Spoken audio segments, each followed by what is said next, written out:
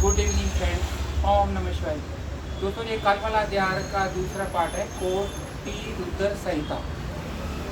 तो इसमें जो है ऋषियों द्वारा ये पूछा जाता है सूत जी से कि जो भगवान विष्णु हैं उनको शिव जी से जो सुदर्शन चक्र मिला था वो कैसे मिला था और शिव सहस्त्र नाम स्रोत की क्या महिमा। तो ऋषियों द्वारा जब ये सूत जी से पूछा जाता है तो उसके बारे में जो है श्री हरि बुलाते हैं। श्री हरि कहते हैं श्री एक बार की बात है, सूत जी कहते हैं कि दैत्य जो अत्यंत प्रबल हो गए थे और धर्म का लोप उन्होंने करना शुरू कर दिया था और उनसे पीड़ित होकर देवता लोग जो है वो विष्णु जी के पास आते हैं। तो वो श्री कैलाश पर्वत पर जाकर हरीश्वर लिंग की स्थापना कर भगवान शिव की सहस्त्र नामों से अर्चना करने लगते हैं। तो वे प्रत्येक नाम पे एक एक कमल पुष्प चढ़ाते हैं।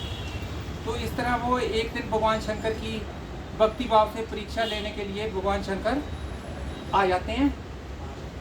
तो उनके द्वारा लाए गए 1000 कमलों में से एक कमल जो है भगवान शिव जी उठा लेते हैं। तो जब श्री हरि उस कमल को ढूंढते हुए सारी पृथ्वी का चक्कर लगा देते हैं तो उन्हें कमल नहीं मिलता। तो वो अपनी एक आंख जो है वो अर्पण कर देते हैं। तो ये देखकर जो भगवान शिव हैं बहुत प्रसन्न होते हैं, वो उसी समय प्रकट होते हैं।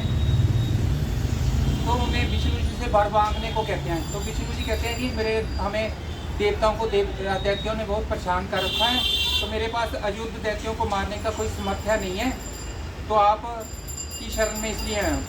तो विष्णु के जो वचन है सुनकर महेश्वर जी ने अपना महेश्वरी सुदर्शन चक्र उन्हें दे देते हैं। तो भगवान विष्णु ने उस चक्कर को शीघ्र ही उन महाबली राक्षसों का विनष्ट कर दिया। भगवान विष्णु जो है उस सुदर्शन चक्कर से सारे राक्षसों को नष्ट कर देते हैं। इस प्रकार संसार में जो शांति हो जाती है, जो दैत्यों ने शांति फैलाई हुई थी। देवता तथा अन्य सभी लोग सुखी हो जाते हैं।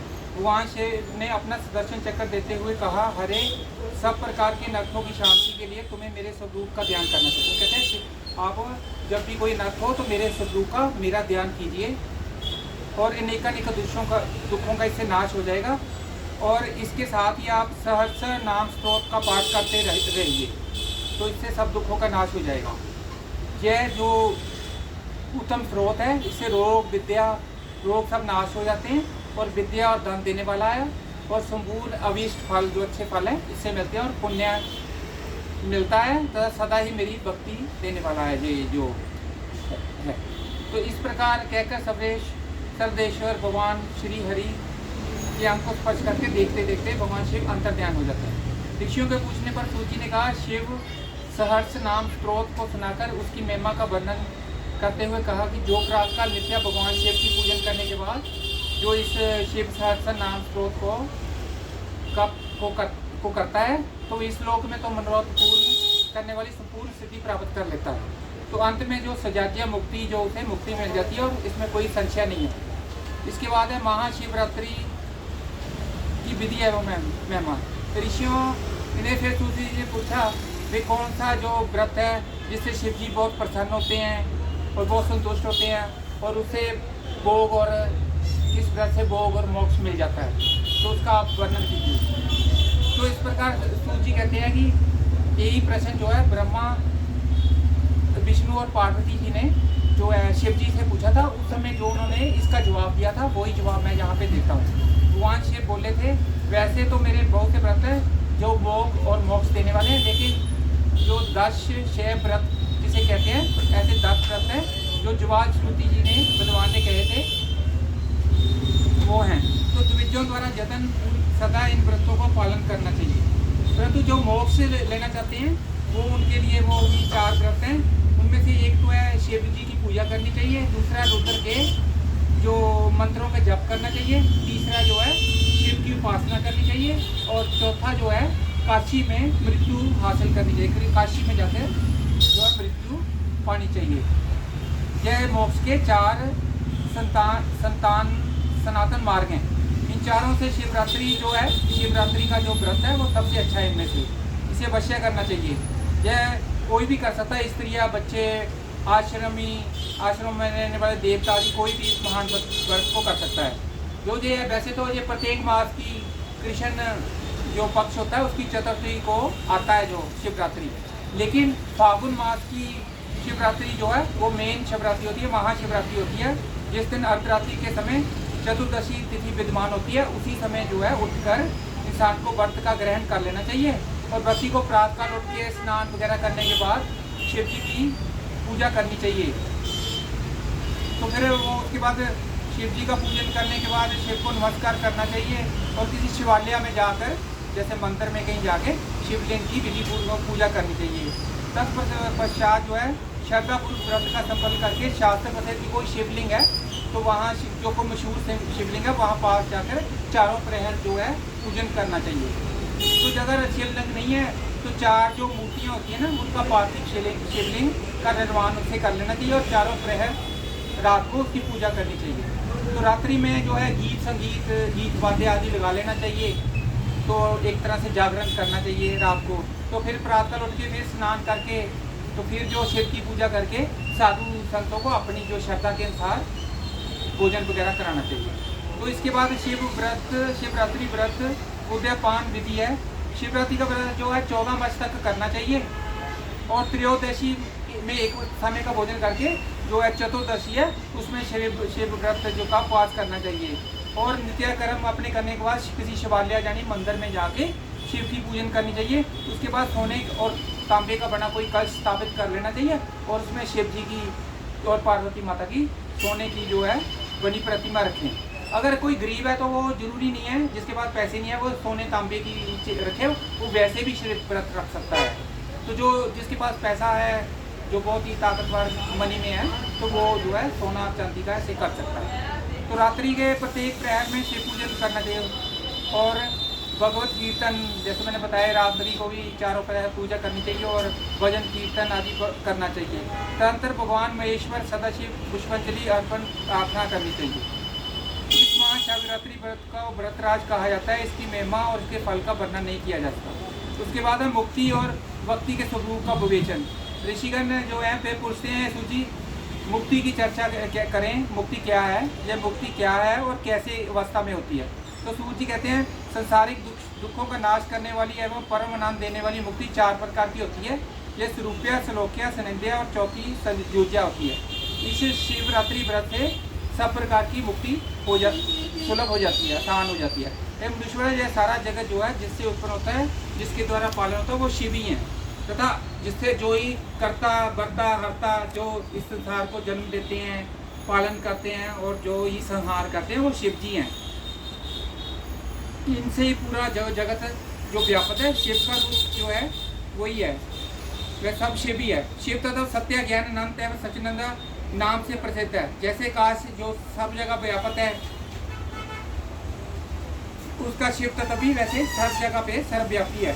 शिव ज्ञान का उदय होने से निश्चय उसकी प्राप्ति होती है तथा शिव का भजन पूजन आप करते हैं तो शिव पद की प्राप्ति होती है।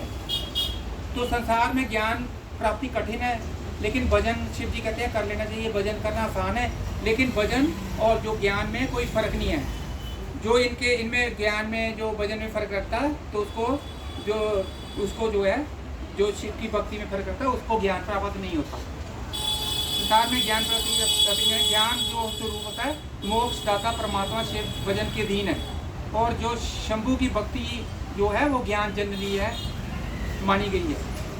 तो प्रेम का अंकुर उत्तम प्रेम का अंकुर ही इसका लक्षण है। जो भक्ति सुगुण और निर्गुण 2 प्रकार की होती है। भगवान की कृपा के बिना अगर भगवान शिव नहीं कर पाते तो किसी को भी वो भक्ति करने का मौका नहीं मिलता। भक्ति और ज्ञान शंभु एक दूसरे से भिन्न नहीं बताया है। जो भक्ति का विरोधी है उसे ज्ञान की प्राप्ति नहीं होती और भगवान शिव की भक्ति प्राप्त करने वाले को शीघ्रता ज्ञान प्राप्त हो जाता है।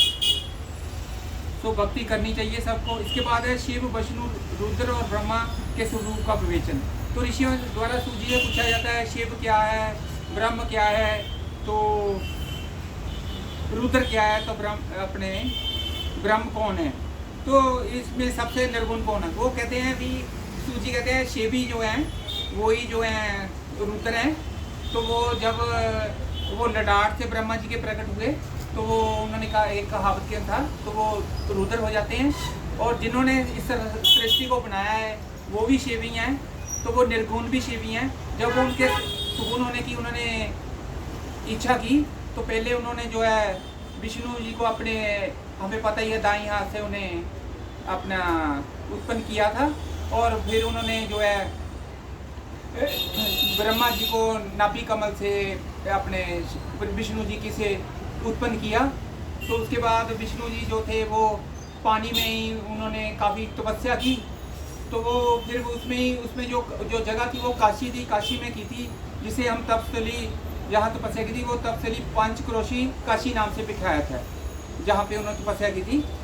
तो जो भगवान शिव को अत्यंत प्रिय है और वो उनकी राजधानी भी है, वो भगवान शिव सदा काशी में वास करते हैं। तो हमें, मैं कल भी बोला था, काशी में जाना चाहिए जब भी हमें टाइम मिले, क्योंकि वो भगवान का, शिव का जो स्थान है। तो नारायण की नाभिका से ये तो मैंने बता दिया। उन्होंने कहा मैं शंभु ब्रह्मा जी के ललाट से प्रकट होऊंगा। तो एक बार की बात है, जो विष्णु और जो ब्रह्मा में विवाद हो गया था, उसको जो शांत करने के लिए आए थे उनको महादेव कहा जाता है। तो रुद्र का मैंने बताई दिया। तो वो भगवान ब्रह्मा जी के ललाट से उन्होंने कहा था प्रकट हुए, और वहाँ से प्रकट हुए रुद्र जी। और जो रुद्र जी जो हैं वो जैसे स्वर्ण और उसके बने भूषणों में फ़र्क नहीं होता, वैसे रुद्र जी और भगवान शिव में कोई फ़र्क नहीं है, दोनों एक ही हैं। तो वो ब्रह्मा और विष्णु की सहायता करते हैं, जो रुद्र जी हैं या शिव जी हैं। इस लोक में ब्रह्मा से लेकर तरण तक कुछ भी दिखाई देता है, सब जो कुछ भी इस दुनिया में दिखाई देता है वह सब शिव ही है। तो जो इसके अलावा जो करता वर्ता हरता है और निर्गुण है, वो सब शिव ही हैं। शिव को आपको कोई उत्पादक नहीं है, शिव को किसी ने पैदा नहीं किया जानी। तो शिव आप ही उनका कोई ना पालक है, ना ही कोई सहारा, ना ही उनको कोई मार सकता है, ना ही उनका कोई पालक है, ना ही उनको कोई पालता है। वे सबके स्वयं कारण है। यह उत्तम शिव ज्ञान जितादु कहा गया, और इसे ज्ञान पुरुष ही जानते हैं और कोई नहीं। इसके बाद शिव संबंधी तत्व ज्ञान का वर्णन है, उसकी महिमा है। सूजी कहते हैं ऋषियों, मैंने शिव ज्ञान जैसा सुना है उसे बता रहा हूँ। यह अत्यंत भूय और परम मोक्ष रूप है। संपूर्ण जगत जो है शिव में ही है। जो जीव है, हम लोग भी हैं, वो भी शिव के अंश से बने हैं, शिव का हिस्सा है। लेकिन हम अज्ञान वंश कहें, जहाँ हम कहें अहंकार वंश, हम अपने आप को शिव से भिन्न समझते हैं। लेकिन जब हमारा अहंकार खत्म हो जाता है और अहंकार शून्य हो जाता है, तो हमें पता चल जाता है कि जो हमारी आत्मा है वो शिव ही है। तो हम शरीर को ही सब कुछ समझते हैं, लेकिन शरीर जो है आत्मा से पृथक है, शिव से पृथक है। तो विद्या होने के कारण वह शिव ही हो जाता है। ऐसे अग्नि, जैसे अग्नि जो है वो काष्ठ में स्थित होती है, लेकिन जो काष्ठ का जो मंथन करता है वही जो है संदिग्ध रूप से अग्नि को प्रकट कर सकता है। तो वैसे ही शिव का दर्शन प्राप्त होता है। सर्वत्र केवल शिव ही शिव है, चारों ओर शिव ही शिव हमें दिखाई दे रहा है, हर चीज में शिव है। शिव दूसरी कोई वस्तु नहीं है, वह शिव ब्रह्म से सदा नाना प्रकार की बासित है। तो जो शिव तथा संपूर्ण जगत में कोई भेद नहीं है। जैसे एक ही सूर्य नामक ज्योति जो जल की उपाधियों में विशेष रूप से नाना प्रकार की दिखाई देती है, सूर्य की ज्योति पानी में अलग अलग दिखाई देती है, उसी प्रकार शिव भी हैं। जैसे आकाश सर्वत्र व्यापक है, लेकिन किसी से वो स्पर्श नहीं करता। जैसे आकाश सर्वत्र व्यापक होकर ही स्पर्श आदि बंधन में नहीं बनता, उसी प्रकार जो है भगवान शिव भी कहीं नहीं बनते हैं। तो हम अहंकार के कारण मैंने बता ही दिया, शिव को हम अपने आप को अंश नहीं समझते, लेकिन हम शिव का अंश है, कोई जीव है। जब हम अहंकार से जो है हमारा अहंकार नष्ट हो जाता है, तो हमें पता चल जाता है कि हम भी शिव के रूप हैं। जैसे एक ही स्पून चांदी से मिल जाने से कम कीमत का हो जाता है, उसी प्रकार अहंकार जी अपना महत्व, जैसे सोने में चांदी मिल जाए तो सोने का मूल्य कम हो जाता है, उसी प्रकार अहंकार के कारण जब जीव में अहंकार मिल जाता है तो जो जीव का मूल्य है कम हो जाता है। जो शिव वस्तु में पाकर, जो संसार में, जैसे कृष्ण भगवान ने भी कहा था भी, जो सुख में ज़्यादा उछले टपरे ना, और जो दुख में ज़्यादा दुखी ना हो, और मान अपमान को समान समझे, और जो है क्रोध और शोक में समान रहे, दुख सुख को समान द्वंद्वों में समान भाव रहे थे, वह ज्ञानवान कहलाता है शिव जी के अनुसार। तो आत्मचिंतन तत्वों के विवेक का ऐसा प्रयत्न करें जिस शरीर में अपनी पृथकता का बोध हो जाए। मुक्ति की इच्छा रखने वाले पुरुष शरीर एवं म्यान त्याग कर अहंकार शून्य में मुक्त होकर सदाशिव में लीन हो जाएं। अध्यात्म चिंतन एवं भगवान शिव की भक्ति जय ध्यान के मूल कारण है। इसके अलावा है जो नन्या भक्ति से युक्त और शंभू का भजन करता है उसे सब सिद्धियाँ मिल जाती हैं, सब मोक्ष लाभ वगैरह मिल जाते हैं। तो भगवान शंकर की ज़्यादा से ज़्यादा हम लोगों को पूजा करनी चाहिए। तो ब्राह्मणों जो कुछ है मैंने सब तुम्हें बता दिया है, तुम्हें इसे प्रयत्न पूर्व गुप्त रखना चाहिए। ऋषि बोले हमें आपने शिव तत्व शांति परम ज्ञान उत्तम ज्ञान का श्रवण करा, आपकी कृपा से हमारी भ्रांति दूर हो गई। सूजी ने कहा यह शिव ज्ञान भगवान शंकर का अत्यंत प्रेगा और यह भोग मोक्ष देने वाला है। तो कहने का मतलब ये है जो शिव ही सब कुछ हमें देते हैं, तो शिव ही हमारे जन्मदाता है, शिव ही हमारे पालते हैं। और शिव ही अलग अलग रूपों में जैसे कभी जन्म देते हैं, कभी पालते हैं, कभी संहार करते हैं। तो हमें शिव की पूजा करनी है। ब्रह्मा विष्णु में सब शिव ही हैं, तो चारों तरफ शिव ही शिव है, शिव की महिमा है। तो हमें सुबह उठकर सवेरे शिव का पूजन करना चाहिए और शिवलिंग की पूजा करनी चाहिए और शिवरात्रि का व्रत रखना चाहिए। तो हमारे सारे पाप भी नष्ट हो जाएंगे और जो है हम जो है सुखी हो जाएंगे। तो हमें मुक्ति भी मिल जाएगी और इस जीवन के दुख सुख बड़े जीवन से मुक्ति मिल जाएगी। तो कल हम इसका काफ़ी हो गया हमारा। कल से उमा जो है वह अपना 1 मिनट में देख के स्वर बताता हूँ। उमा संहिता के बारे में हम कल जानकारी लेंगे। थैंक यू दोस्त, आप इतने दिन तक मेरे साथ बने हुए, मैं आपका बहुत आभारी हूँ। धन्यवाद दोस्तों, आपके आशीर्वाद से हम बहुत ही आगे बढ़ गए हैं इस शिव पुराण में और हमें भगवान की कृपा से सब कंप्लीट होगी। धन्यवाद। ओम नमः शिवाय।